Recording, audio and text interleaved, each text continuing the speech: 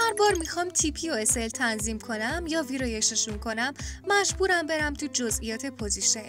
کاش میشد مثلا روی خود چارت این کار رو انجام بدم و حد سود و زیانم رو تنظیم کنم.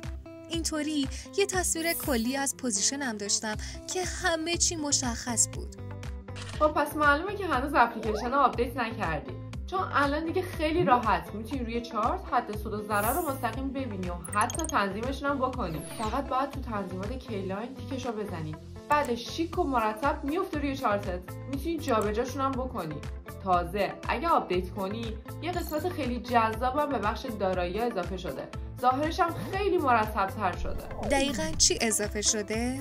الان دیگه میتونی سود و زیان مربوط به امروزتو کامل ببینی.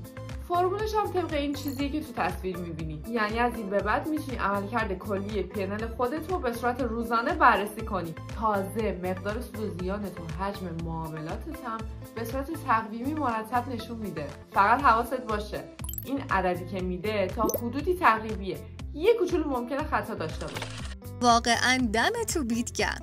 انگار دقیقاً میفهمه تریدراش چیا نیاز دارن و سریع به اپ و سایتش اضافه میکنه. آره دیگه، اگه هنوز آپدیت نکردی دیگه الان وقتشه. تو بیت برای تریدرایی که میخوان راحت و حرفه‌ای ترید کنن.